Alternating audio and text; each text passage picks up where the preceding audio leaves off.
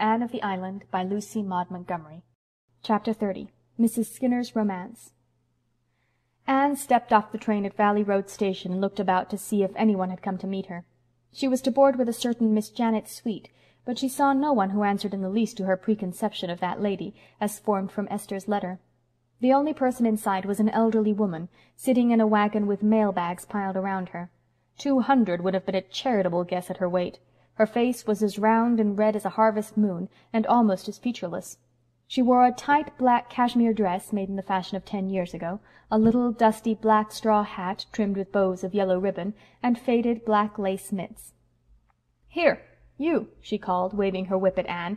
"Are you the new Valley Road schoolma'am?" "Yes." "Well, I thought so. Valley Road is noted for its good-looking schoolma'ams, just as Millersville is noted for its humly ones. Janet Sweet asked me this morning if I could bring you out.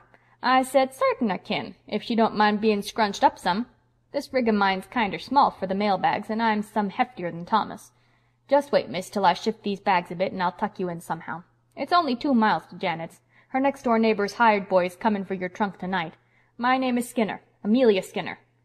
Anne was eventually tucked in, exchanging amused smiles with herself during the process.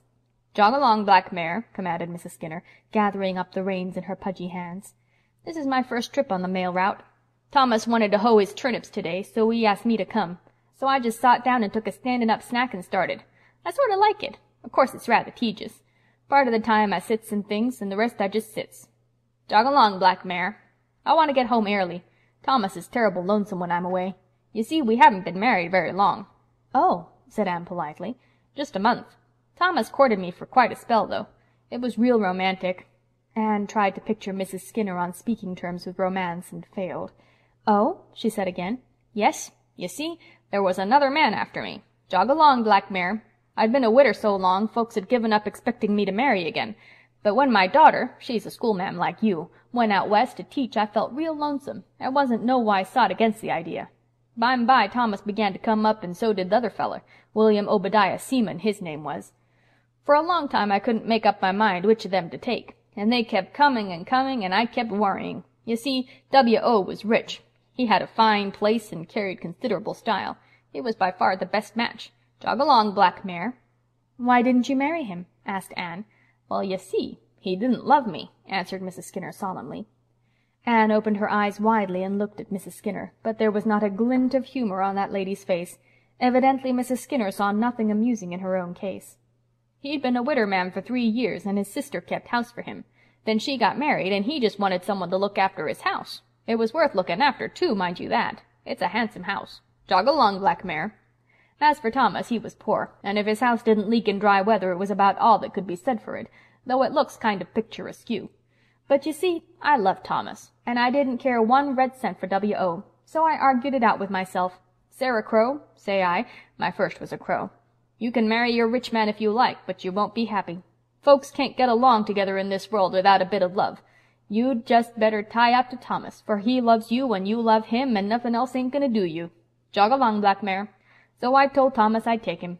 All the time I was getting ready I never dared drive past W.O.'s place for fear the sight of that fine house of his would put me back in the Swithers again. But now I never think of it at all, and I'm just that comfortable and happy with Thomas. Jog along, black mare." "How did William Obadiah take it?" queried Anne. "Oh, he rumpused a bit.